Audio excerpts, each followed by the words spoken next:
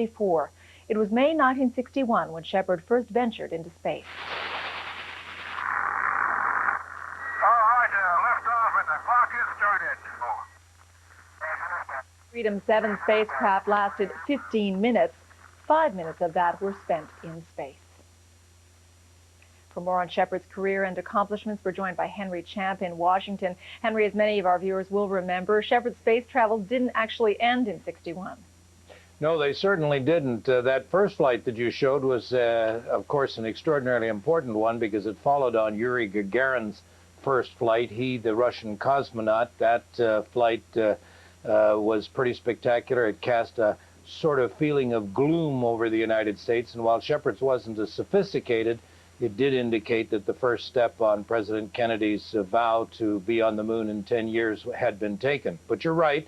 Eventually, Shepard got to the moon. We have some pictures of that historic flight. His was the Apollo 14 flight, and of course, he wowed the people back on Earth by playfully whacking away at a golf ball. You'll see him doing this at the moment. He had fashioned one of the pieces of equipment and put on a 6-iron on the head and lofted off a golf shot that captured the imagination of people. Of course, by this time, the American space program was clearly out in front of the Soviet program and the claim to be on space.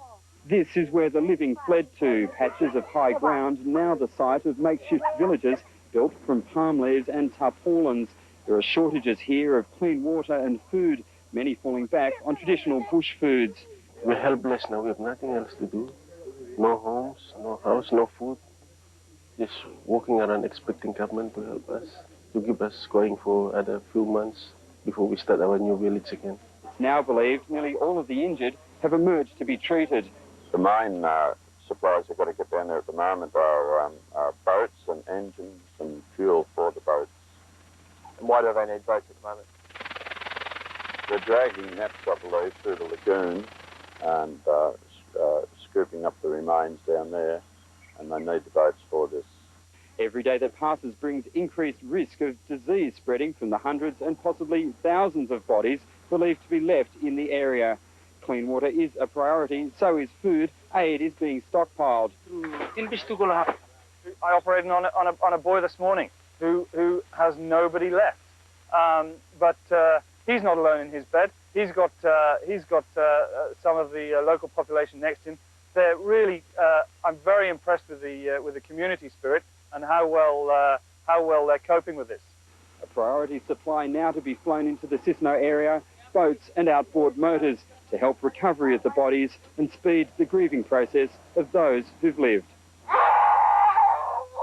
Tim Palmer, ABC News, Vanimo. The loonie is on the decline again.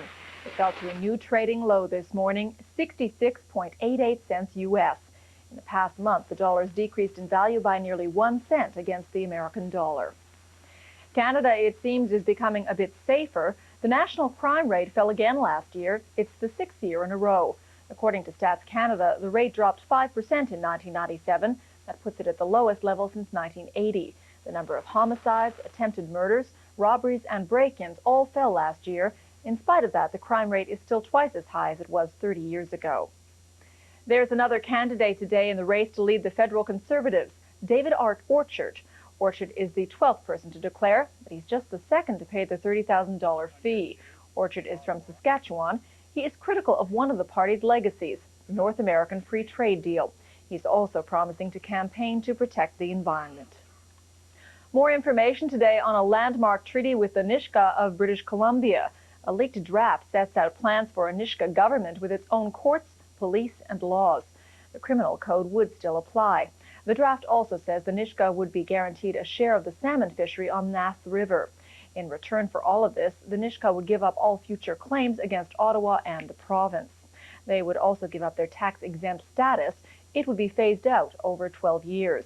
Still unknown is the amount of money and land to be handed over to the Nisga'a. Those details will be revealed this afternoon. Jennifer Glass reports UNICEF says more than 1 million people don't have the basic foods to survive.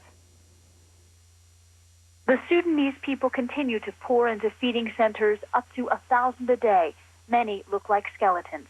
They've been displaced by recent fighting in the 15-year-old civil war or simply cannot find food in the drought-stricken African nation. The head of UNICEF, Carol Bellamy, via the press, is asking the government and the rebels that oppose it to honor a ceasefire they declared last week.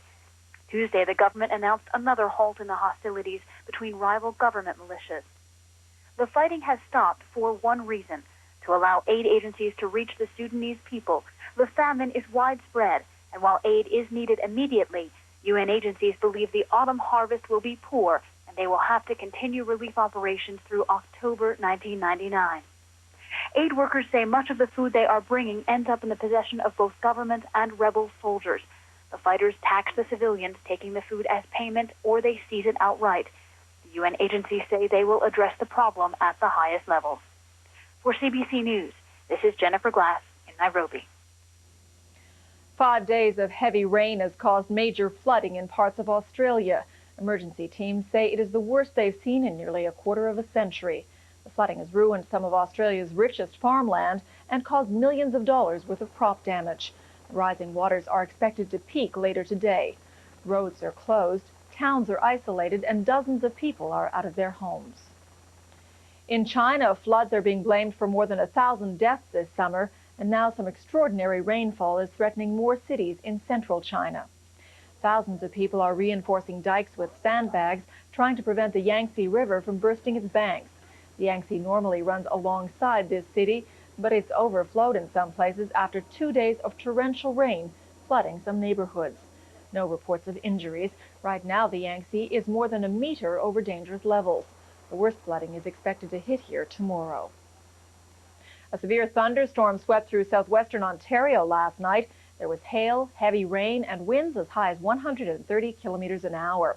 Some of the worst damage was done around Windsor. Almost half the city was left without electricity as falling trees took down power lines. Some falling tree limbs also smashed cars, and in one case there was a woman inside. It took a while to cut the car open and get the woman out. She was conscious throughout and taken to hospital. There's no word on her condition today. And the actor Robert Young has died. He was 91. Young starred in more than 100 movies, but he was best known for his television work. Young starred in TV's Father Knows Best back in the 1950s. It was one of the most popular television shows of the era. In the 1970s, he starred as another caring father figure, this time in Marcus Welby, MD. He won Emmy Awards for both roles. Young's private life was very different from his public image. He fought alcoholism and depression for decades and once tried to kill himself. His funeral is expected to be held on Monday. And once again, updating our top story, another death of a famous American. Alan Shepard, the first American in space, has died at age 74.